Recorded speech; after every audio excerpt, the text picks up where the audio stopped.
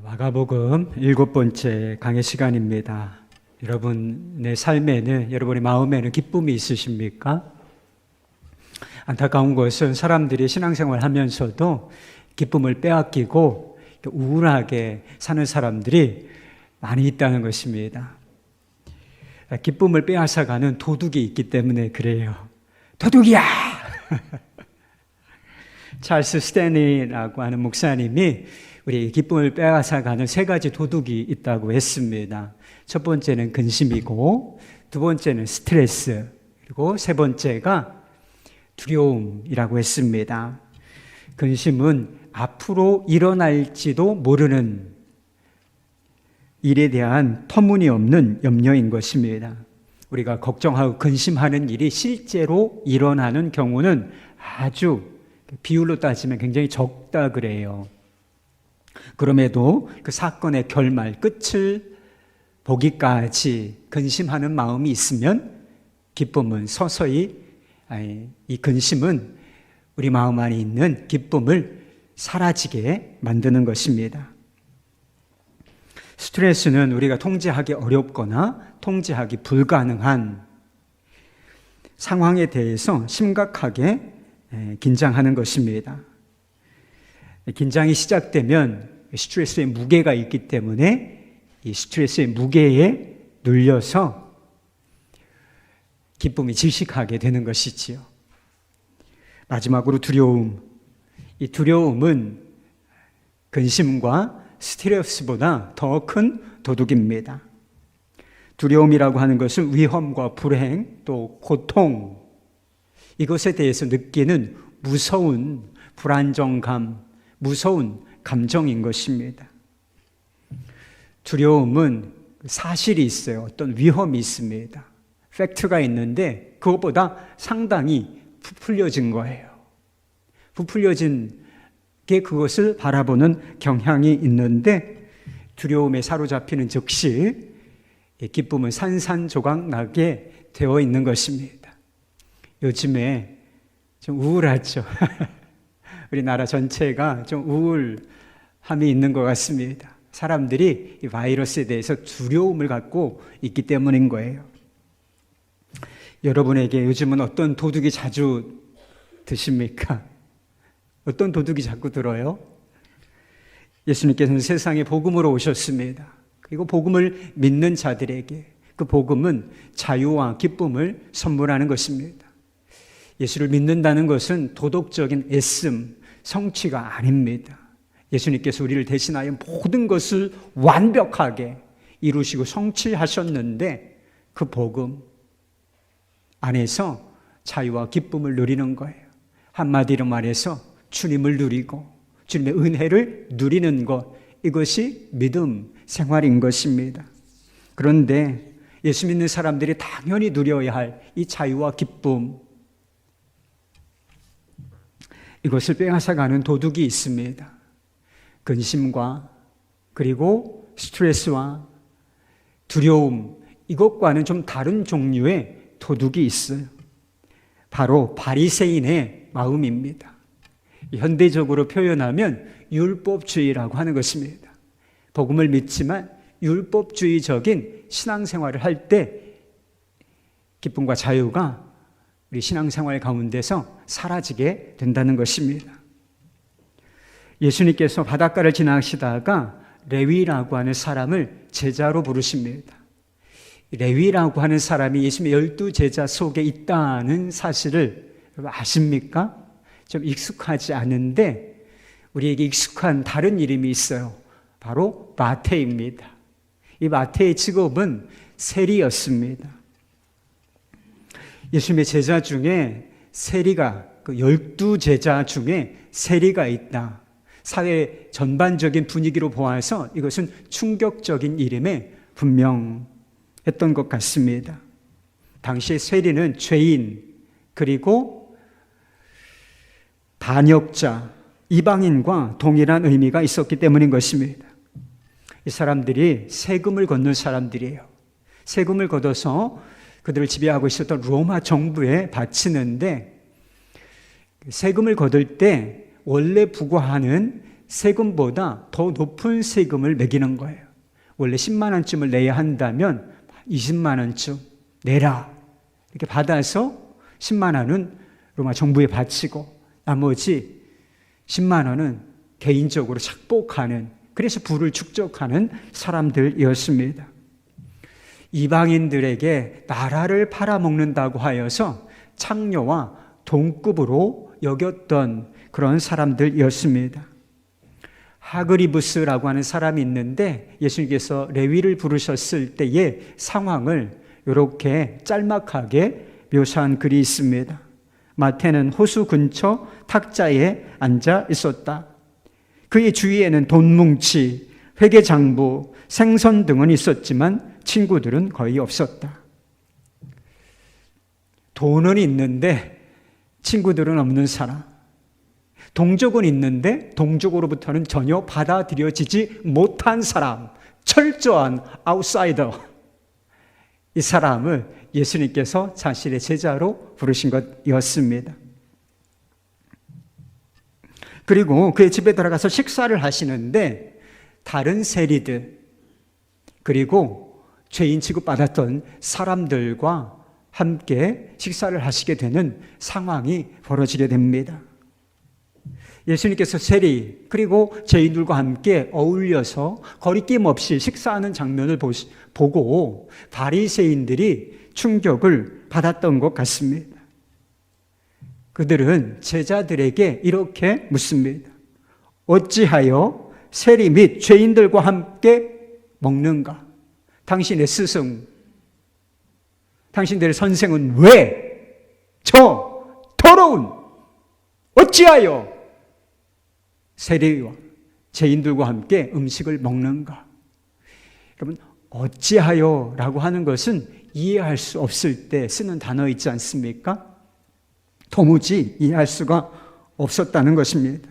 그런데 이 어찌하여라고 하는 단어가 본문 말씀에 또 한 번 나오는 것을 보게 됩니다.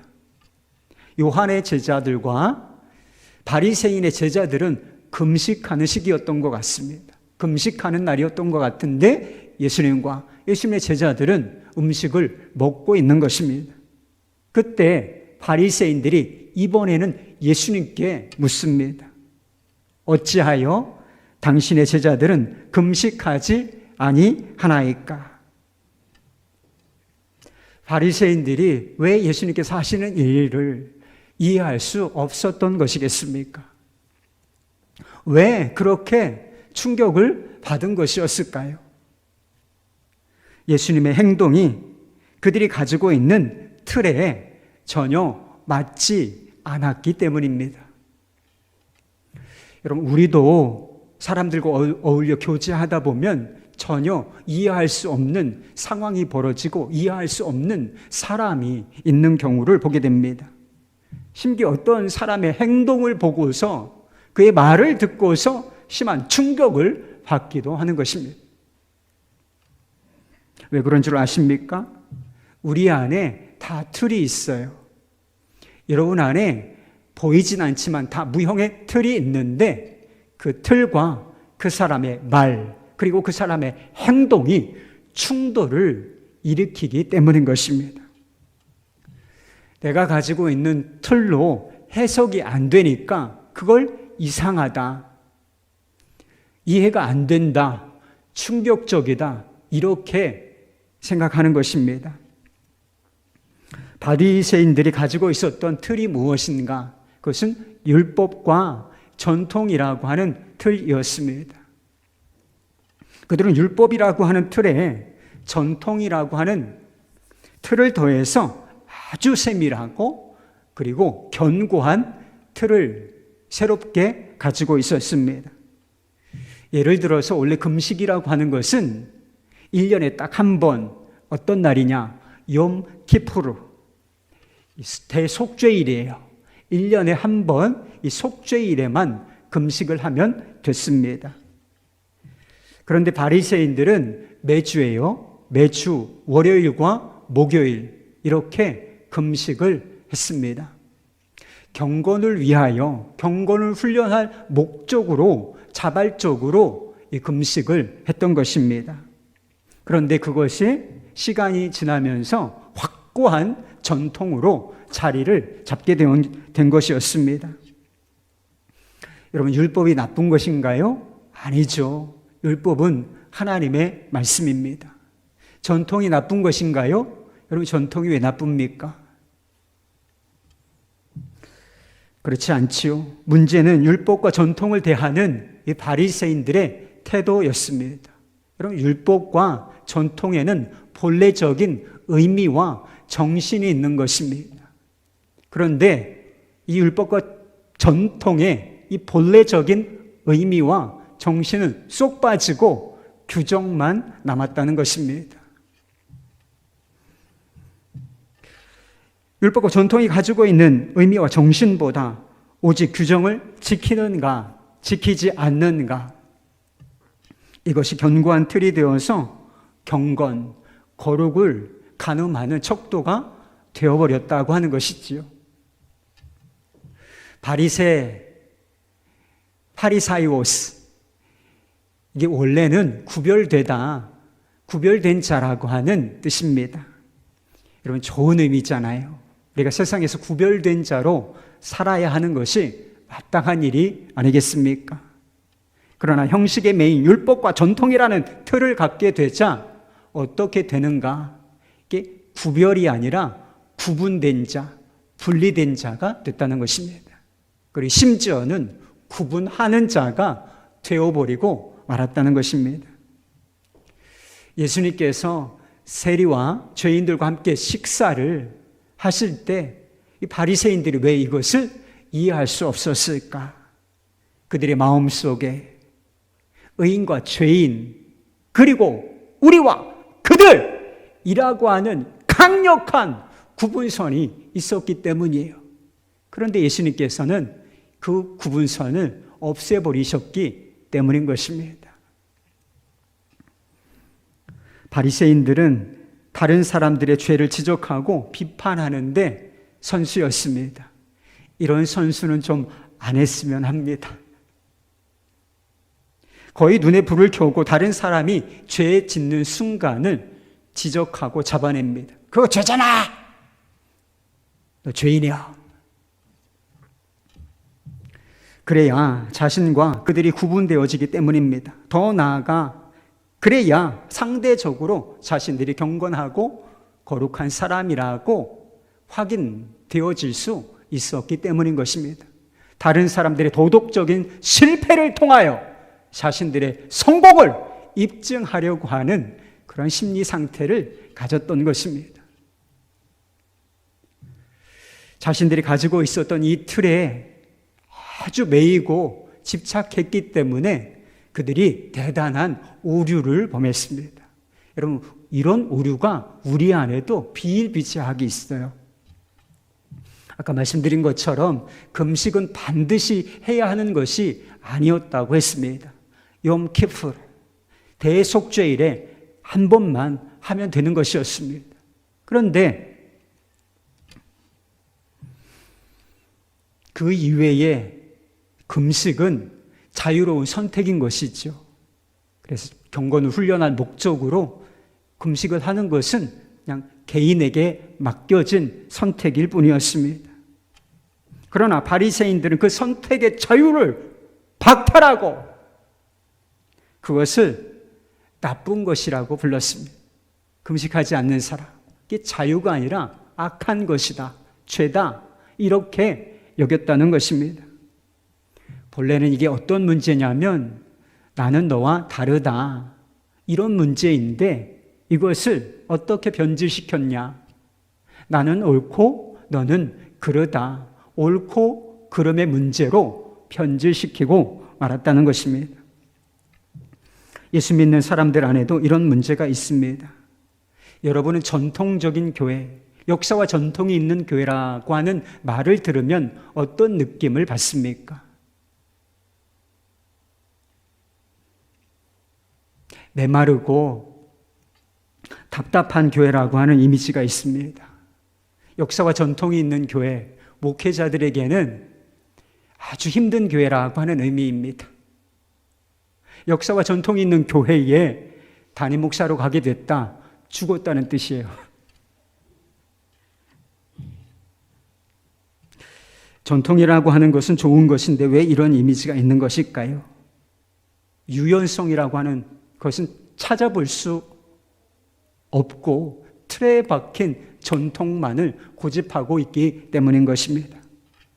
본질이 아니라, 그것의 정신이 아니라 그 형식, 틀, 껍데기 이것만 붙들고 있기 때문에 전통하면 그런 부정적인 이미지가 떠오르게 되는 것입니다.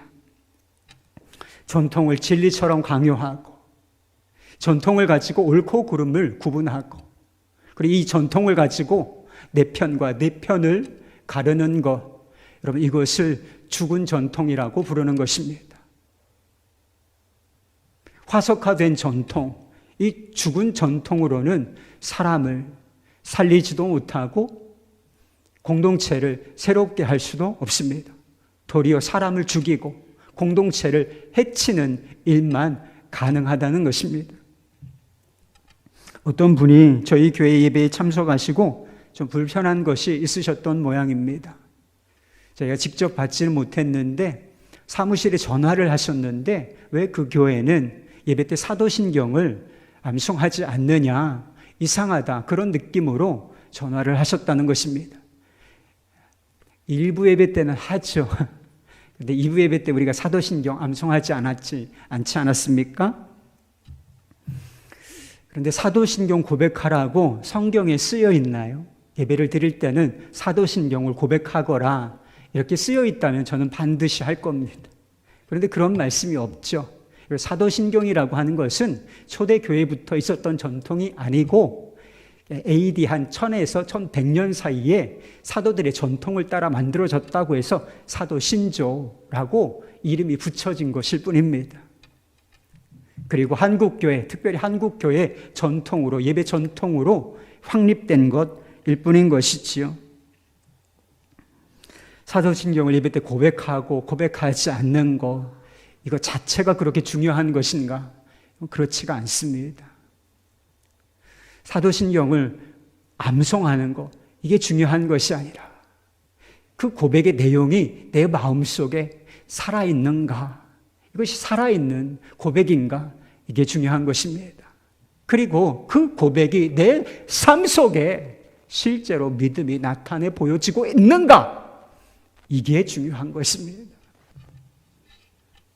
그런데 고백의 의미는 사라지고 예배 때 고백을 하느냐 하지 않느냐 여기에만 관심을 갖는다면, 그리고 그 고백을 하느냐에 따라서 하지 않느냐에 따라서 경건하고 경건하지 않는 예배를 구분하고 있다면 이게 바로 죽은 전통인 것입니다. 이게 바로 바리새주의, 율법주의라고 하는 것입니다. 제자도로 유명한 플로이드 맥클랑이라는 분이 있어요. 이분이 어린 시절 남부의 보수적인 교회에서 자랐다고 합니다. 이 남부 지역이 전통적으로 예수를 잘 믿는 지역, 그래서 바이블 벨트라고 부릅니다. 바이블 벨트, 이런 지역에서 어린 시절에 신앙생활을 했다는 것입니다.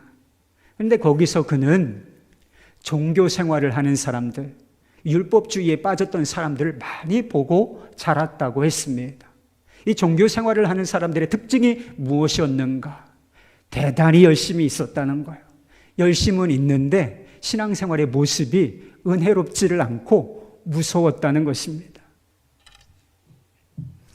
예수님의 마음으로 사람들을 사랑하는 모습은 별로 없고 비판하고 정죄하는 그런 모습이 많았다는 것입니다. 누군가의 결점을 찾아내기 위해서 막 눈에 불을 켜는 그런 모습 같았다는 거예요. 그리고 교회 안에서 사람들끼리 오고 가는 말이 그렇게 무서웠다는 것입니다. 말이 얼마나 무서워. 교회에서 모이는 횟수는 굉장히 잦았는데 특별한 감동과 기쁨은 없었다는 것입니다. 찬송가를 곡조에 따라서, 악보에 따라서 부르기는 하지만 분위기는 가라앉았다는 것입니다. 겉으로는 대단히 거룩해 보이는데 사랑을 얼마나 실천하느냐, 이것이 기준이 아니라 얼마나 엄숙한가, 얼마나 조용한가, 외적인 태도가 얼마나 바른가, 이것이 기준이 되었다는 것입니다. 사람들의 얼굴이 이렇게 펴지는 순간이 있었대요. 사람들의 얼굴이 은혜롭게 바뀌어지는 순간이 한순간 있었는데 그것이 바로 예배가 끝나는 순간이었다는 것입니다. 사람들의 위선적인 모습 때문에 이가 충격을 받았다는 것입니다. 그런데 이런 분위기에서 살다 보면 자신도 어느덧 그런 모습을 갖게 된다는 거예요. 끊임없는 죄책감으로 괴로워하고 인정과 칭찬을 받고자 노력하고 자신의 약점과 연약함, 죄, 우리가 다 그런 것 가지고 있잖아요. 제가 이런 사람입니다. 기도가 필요해요. 이것 한번 드러내지 못하고 그거 애쓰고 감추고 가면 쓰고 가면놀이 하느라 좌불안석이었다는 것입니다.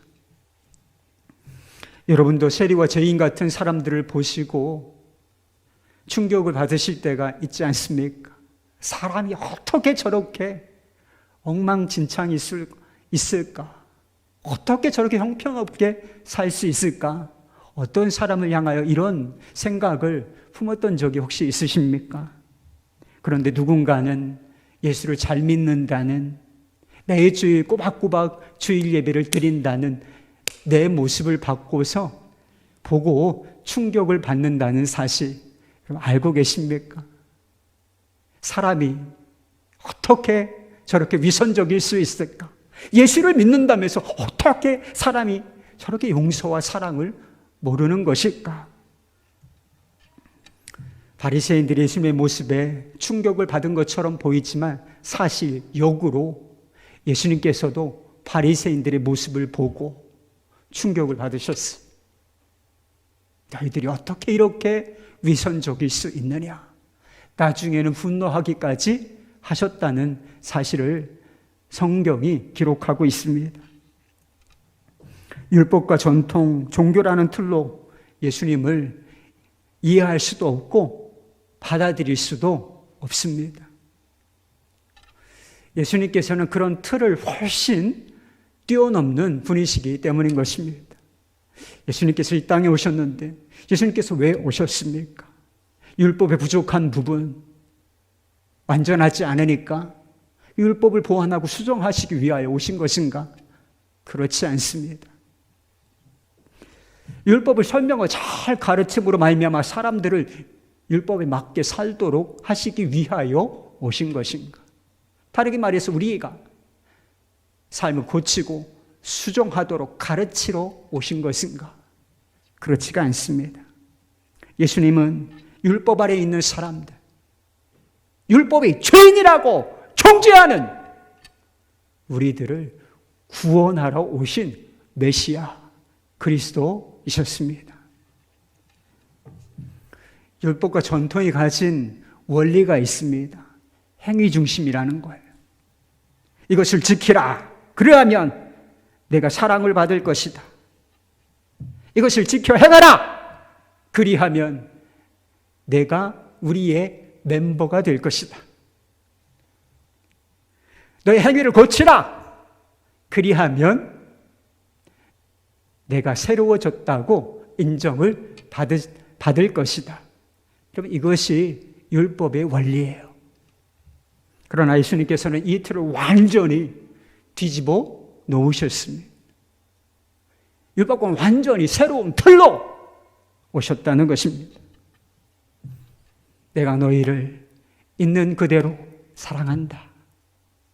내가 너희를 그냥 받아들일 것이다. 그리고 내가 너희를 고칠 것이다. 그러면 너희 삶이 새로워질 것이다. 여러분, 이것이 은혜의 복음이에요. 예수님께서 가져오신 은혜의 복음인 것입니다. 그러니 세리와 죄인들이 회개하기도 전에, 돌이키기 전에, 그들의 삶이 새로워지기도 전에 그들 속으로 들어가셔서 거리낌 없이 먹고 마실 수 있으셨던 것입니다. 생각해 보세요. 예수님께서 의사로 오셨는데 의사로 오신 그분께서 죄인, 환자들과 함께 있지 않는다면 예수님께서 어디 계셔야 한다는 것입니까? 율법을 지켜야 하나님 나라의 멤버가 되는 것이 아닙니다. 어떤 규정과 규칙을 지켜야 삶이 새로워지는 것이 아니에요.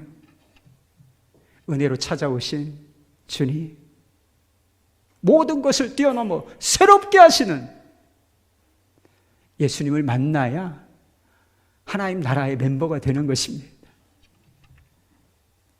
그분의 급진적인 레디컬한 이 은혜를 받아야, 입어야 우리의 삶이 새롭게 되는 것입니다. 전 경북대 총장이셨던 박찬석 총장님이 계시대요. 그분의 이야기가 있는데 약간 좀 길어요. 한번 제가 읽어드려 볼 테니까 집중해서 들어보시면 좋겠습니다. 나의 고향은 경남 산청이다. 지금도 비교적 가난한 곳이다. 그러나 아버지는 가정 형편도 안 되고 머리도 안 되는 딸을 대구로 유학을 보내셨다. 대구 중학교에 다녔는데 공부가 하기 싫었다. 1학년 8반, 석차 68명 가운데 68등 꼴찌를 냈다. 부끄러운 성적표를 가지고 고향에 가는 어린 마음에도 그 성적을 내밀 자신이 없었다. 당신이 교육을 받지 못한 한을 자식을 통해 풀고자 했는데 꼴찌라니. 끼니를 제대로 잊지 못하는 소장농을 하면서 아들을 중학교에 보낼 생각을 한 아버지를 떠올리면 그냥 있을 수가 없었다. 나는 잉크로 기록된 성적표를 68분의 1로 고쳐서 아버지께 보여드렸다. 아버지는 보통 학교도 다니지 않았으므로 내가 1등으로 고친 성적표를 알아차리지 못하리라고 생각한 것이다. 대구로 유학한 아들이 집에 왔으니 친지들이 몰려와 찬석이는 공부를 잘 했더냐고 물었다. 아버지는 앞으로 봐야지. 이번에 어쩌다 1등을 했는가 배 하셨다. 당시 우리 집은 동네에서 가장 가난한 살림이었다. 이튿날 강에서 멱을 감고 돌아오니 아버지는 한 마리뿐인 돼지를 잡아 동네 사람을 모아놓고 잔치를 하고 있었다. 그 돼지는 우리 집 재산 목록 1호였다. 기가 막힌 일이 벌어진 것이다. 아버지 하고 불렀지만 다음 말을 할 수가 없었다. 그리고 달려나갔다. 등 뒤에서 부르는 소리가 들렸지만 겁이 난 나는 강으로 가 죽어버리고 싶은 마음에서 물속에서 숨을 안 쉬고 버티기도 했고 주먹으로 내 머리를 치기도 했다. 충격적인 그 사건 이후 나는 달라졌다. 늘 그 일이 머리에 맴돌았기 때문이다. 그로부터 17년 후 나는 대학 교수가 되었다. 그리고 내 아들이 중학교에 입학했을 때, 그러니까 내 나이 45이 되던 어느 날 부모님 앞에 33년 전의 일을 사과하고 싶었다. 어머니, 중학교 1학년 때 1등은요 하고 말을 시작하려 했는데 옆에서 담배를 피우시던 아버지께서 알고 있었다. 그만해라. 민우가 듣는다고 하셨다. 자녀의 위조한 성적을 알고도 재산 목록 1호인 돼지를 잡아 잔치를 하신 부모님의 마음을 박사이고 교수이고 대학 총장인 나는 아직도 감히 알 수가 없다. 이 총장님은 위조한 성적을 알고도 혼내기는커녕 돼지를 잡아 동네 잔치를 해주신 부모님, 그 부모님의 마음을 이해할 수 없다고 했습니다. 여러분, 은혜는요 원래 이해가 안 되는 것입니다. 세상의 흐름과 법칙과 완전히 다른 것이기 때문에 충격을 받을 수밖에 없는 것입니다. 이런 십자가가 이해가 되십니까? 십자가 은혜가 여러분 이해가 되시나요? 죄는 내가 지고 지옥은 내가 가야 하는 것인데 예수님께서 오셔서 십자가를 지시고 나를 대신하여 죽으신 이 사건, 이 십자가의 은혜가 여러분의 머리로 이성으로 이게 이해가 되는 것입니까? 그렇지 않아요. 이 신선한 충격을 받을 때 사람이 달라지게 되어 있습니다. 예수님께서 레위를 제자로 부르셨을 때 사람들은 이해할 수 없다는 반응을 보였습니다. 그리고 레위 자신도 내가, 세리인 내가, 민족의 반역자라고 취급받는 내가 예수님의 제자로 부름을 받다니 이해할 수 없었을지도 모릅니다. 그런데 이 이해할 수 없는 주님의 부르심이 레위의 삶을 완전히 뒤바꿔 놓았습니다. 사복음서, 이 사복음서의 제 앞에 나오는 복음서가 무엇입니까? 마태복음인 거 여러분 아십니까?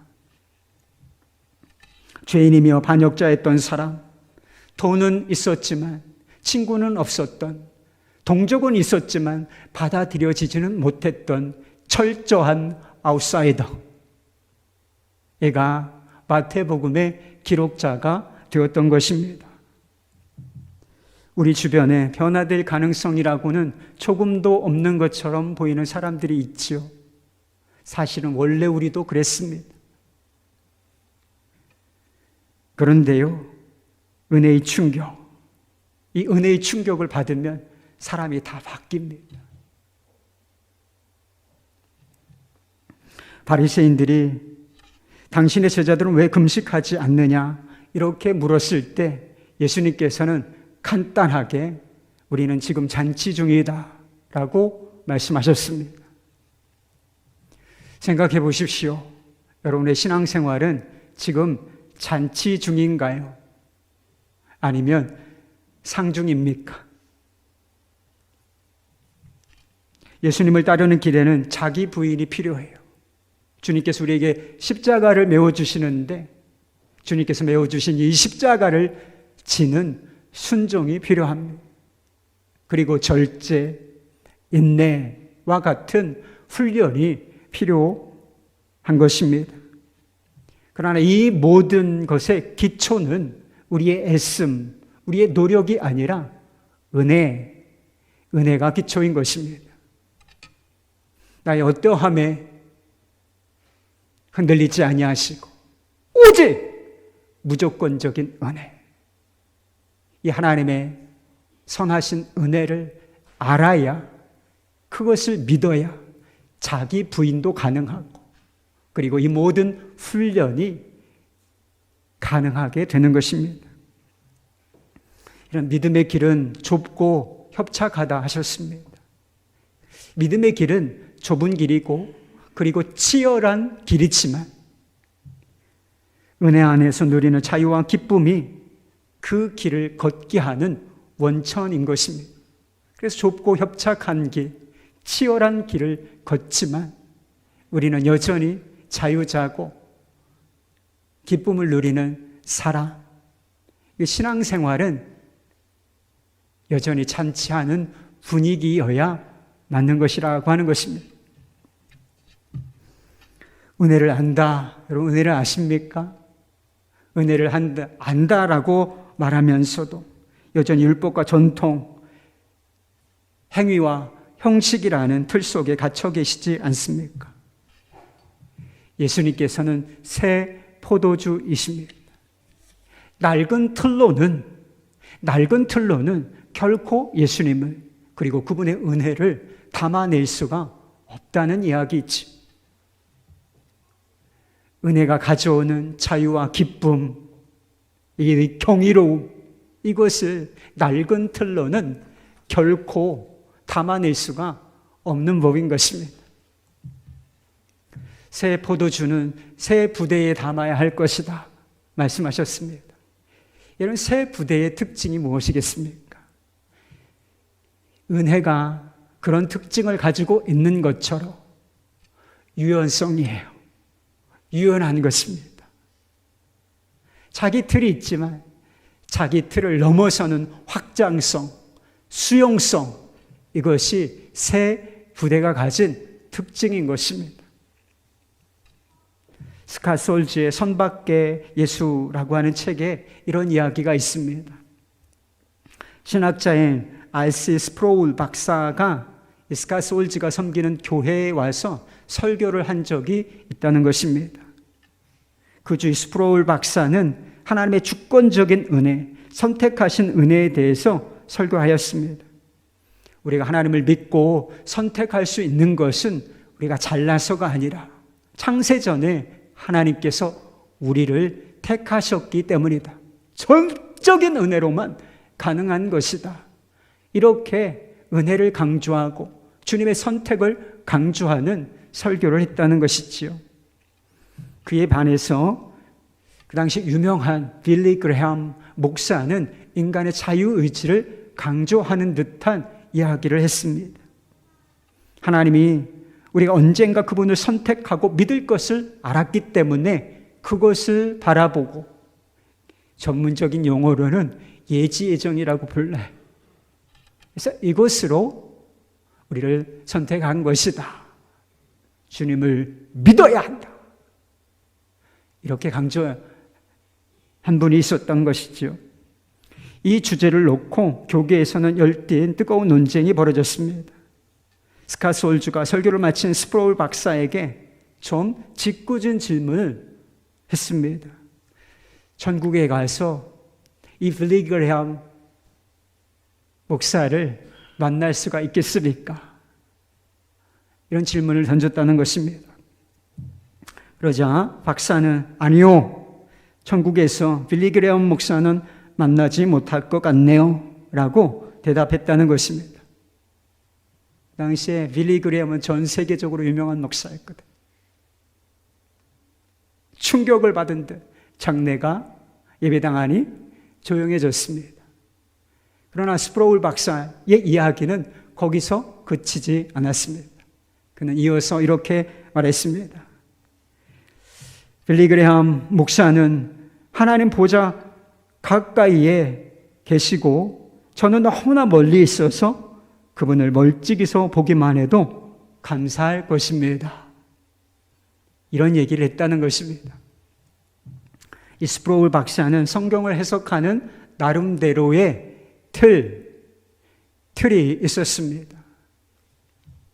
그러나 그는 자신과 다른 생각을 가지고 있었던 사람을 받아들이고 존중할 줄 알았습니다. 그에게 감사하는, 감사의 잔치를 할 줄 아는 사람이었습니다. 왜 그랬겠습니까? 그의 마음이 은혜를 담은 그릇, 바로 새 부대였기 때문인 것입니다. 우리 안에도 구분 짓고 벽 쌓기를 좋아하는 종교가 있습니다. 비판하고 정죄하기를 좋아하는 바리새인의 마음이 있습니다. 사랑하는 여러분, 이것들에 대해서 죽음을 선포하십시오. 우리가 예수 그리스도의 은혜를 받은 자로서 예수 그리스도 안에서 새 부대가 되었음을 담대하게 선포하십시오.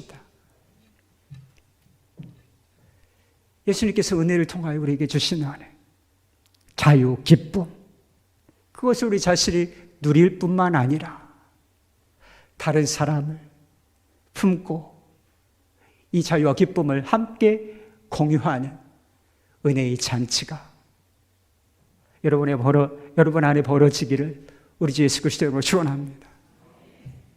기도하십시다.